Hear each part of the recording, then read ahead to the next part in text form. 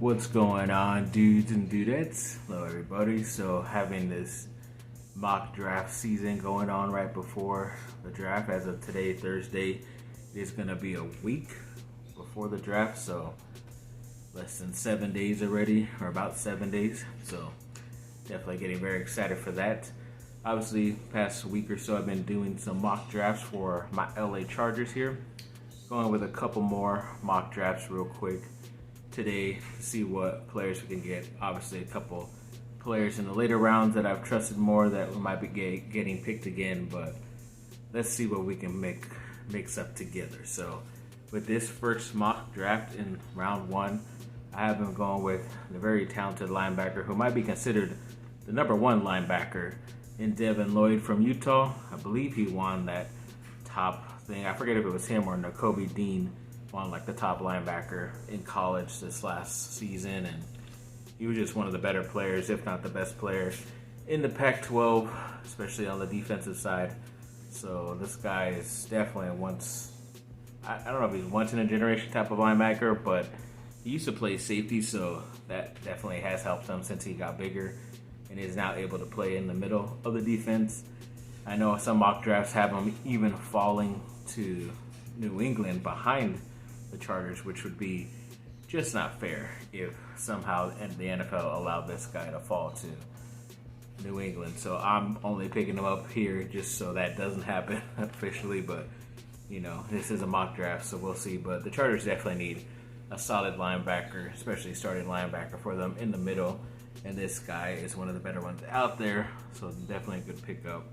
Round three, surprised that this guy fell down this far, but going with the running back from Michigan State, Kenneth Walker III. I just thought for his value, he's considered maybe the top or the second best running back in this draft, and he was available still in this third round in this mock draft, so I had to get him. He was the best available player according to position at the time, and obviously the Chargers need a good enough backup to be able to handle the work from Austin Eckler in case he gets injured or when he needs a breather, and Kenneth Walker can be an eventual starter in this league, I believe. So to get him this late would be freaking awesome. Round four, have him going once again with offense and tight end Greg Dulcich from UCLA. Obviously know a lot about him because I'm a USC fan, but he never really exploded that much against USC, maybe one play a couple years ago. But other than that, he was pretty successful in the Pac-12 in his career there at UCLA, and is considered one of the better tight ends, definitely top five position-wise out there for the tight end. But I don't know how good he is at blocking because UCLA kind of runs, but not really. They're more of like the pistol type of thing, so there's an extra running back there to help block anyways. But in round four, it's not that bad to get a tight end like this there. Round five, I'm going with a cornerback and Joshua Williams from Fayetteville State. Never really knew much about him. Haven't really even seen much highlights on him, but I remember how much he exploded during like the senior week or senior bowl week for the NFL, like those college guys going into the NFL, and then right after that at the NFL Combine as well. He was definitely one of the more intriguing guys because of how fast he was, and especially how tall he is. He's definitely over 6'2", 6'3", something like that, playing the corner position, which is crazy, but also definitely a guy that the Chargers would probably like to target, especially Brandon Staley, because he likes size, speed, and athleticism at those positions. So definitely an interesting pick here in round five. Round six, have him going with an offensive tackle finally, and Dara Rosenthal. I remember him. He was at LSU for most of his career. Then he transferred to Kentucky this last offseason, and of course Kentucky has just been, as I mentioned in previous videos, a lot better, especially in the rushing game, and it was a pretty big pickup for them to get him from LSU, another SEC school, but he still produced really well at that tackle spot, and you know, to get a guy who still is this solid this late around six, be pretty awesome for the Chargers to add some depth to that offensive line. Their second round six pick went with a defensive end or an edge player in Tyree Johnson from Texas A&M. Picked him before later in the draft, but still believe that this guy has the build has the body and speed and athleticism to be able to not only play in the NFL, but most likely start for you eventually, but definitely could help you out to give your starters a breather in the next coming couple years. So this is a nice pickup for them. Then round 7 to start off those 4 picks went with a defensive lineman / D tackle and DJ Davidson from ASU. I know him a lot too because obviously have to play him in the Pac-12. Never really showed out that much, like really jumped off the page, especially when you're watching that defense go. I know there was another D tackle the past couple years that was doing pretty well for them stat-wise, but he's still a big dude, especially at that D tackle, nose tackle position, and he has some athleticism as well. So to add a guy with some of those measurables this late could be pretty interesting. But like I always say, after like round 5 or 6, these are really bench guys or special teams guys. Obviously, don't expect them playing special teams, but could be a way backup defensive tackle, nose tackle.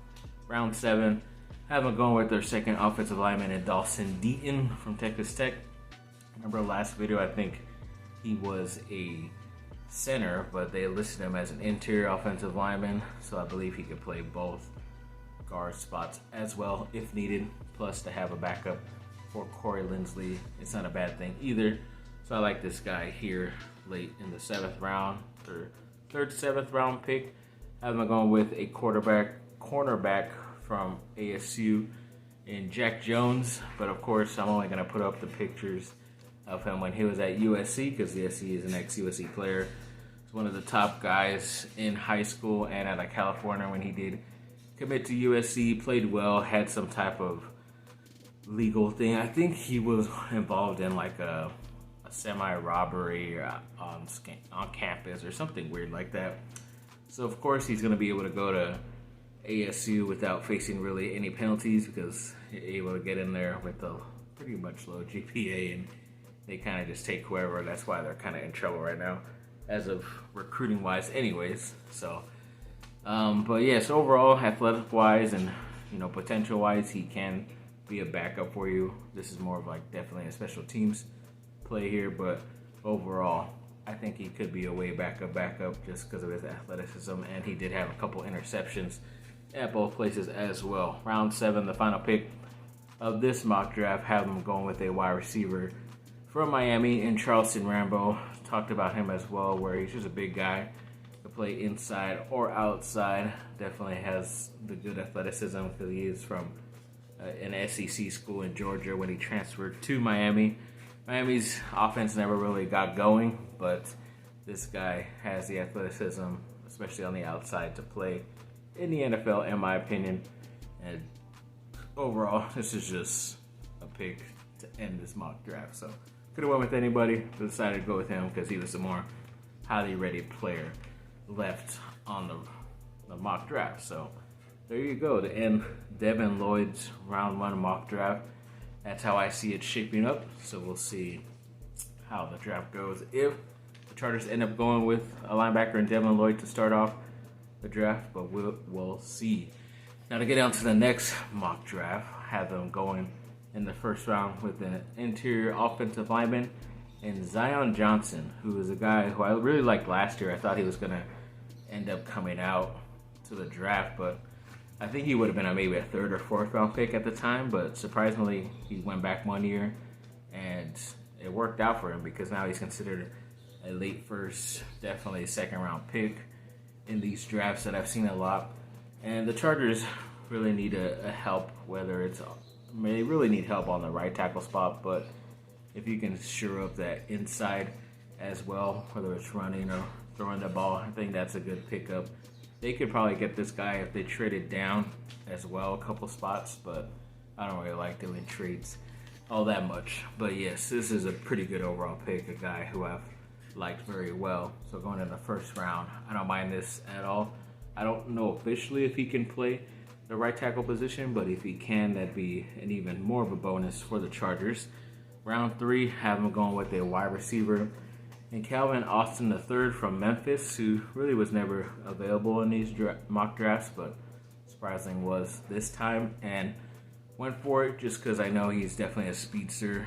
Not that tall, will probably play more of the slot position, but he can do a lot of stuff once he has the ball. Like, they call them yak yards, so yards after catch. So get it to him really quick on the offensive line. When the defender is not that close, let him make one move and usually be down the field for 10 plus yards. So that's what you're hoping for. Any receiver in the third round this early.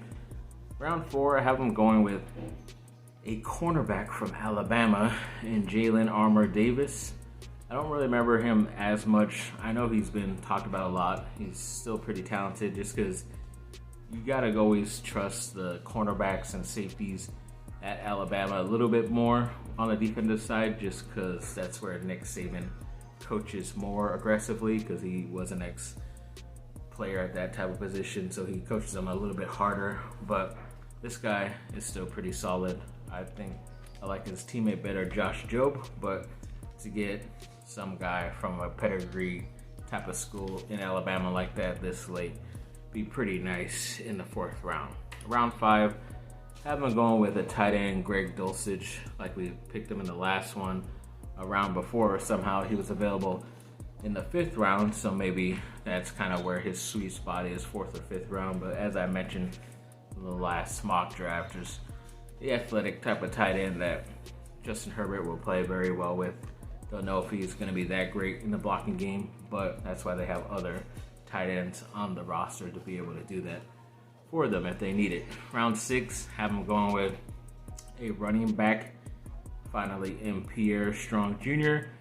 from South Dakota State. I think in previous videos I've been picking him like maybe 4th or 5th.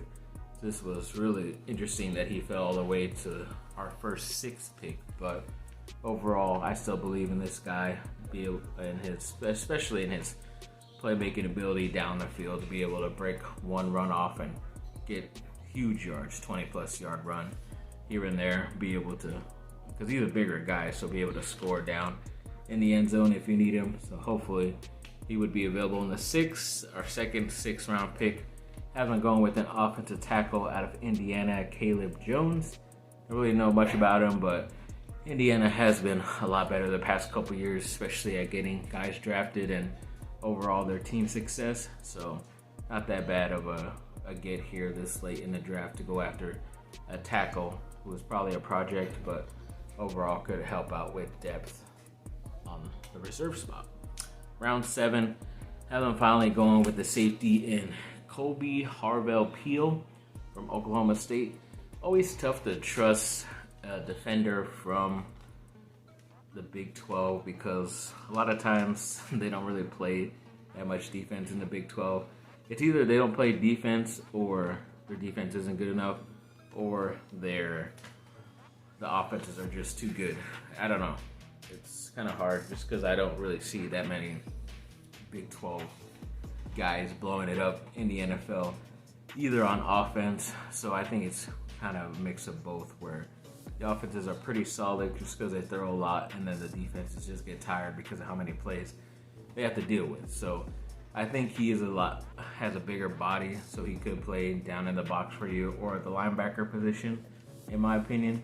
So I think that's why you take a stab at this guy from Oklahoma State in the 7th round. Other 7th round pick, have it going with the edge player in Jeremiah Moon from Florida. I've talked about him before in other videos, but overall I think because most of these guys I picked just because of body type. He's tall, could add more muscle, add more speed, but coming from a pretty well-known school like Florida, it's obviously a better pickup than getting a Division II or Division III guy this late in the draft, in my opinion. Round 7, I have it going with the wide receiver again from Miami, Charleston Rambo. Was able to get him a little bit sooner here, but as far as wide receivers left, there were some better that I like, maybe a little bit more, like Ty Frogel from Indiana, guys like that, but they were considered way less as far as top receivers that were available. This guy was the best receiver available at the time. Ended up going with him just to be safe. So we'll see what the Chargers do with their last pick in round 7.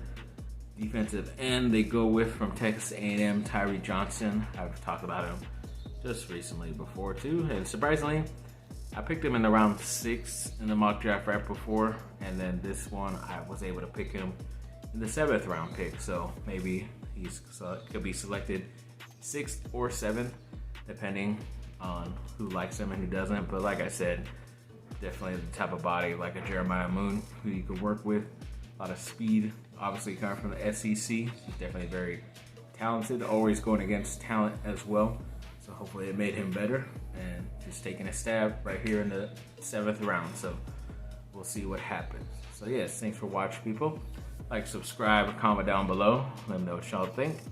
Probably only have a couple more of these videos to go just because I only did so many of them, but every video is about 2, so not too shabby. And once again, of course, I don't know why the Chargers are looking at the punter, Matt Araiza, because I did a whole bunch of mock drafts before these with him, and I had to delete all those because they had signed that J.K. Scott guy from the Packers, so I didn't expect them to look at one, but they had a secret workout with him. So yeah, I only updated one mock draft with that to see how it would go with him on him. So you'll see that, one of the very last ones right before the draft, but these are what is going on now without him, so we'll see. Pretty much all these mock drafts would have had him on there as they were before I deleted them.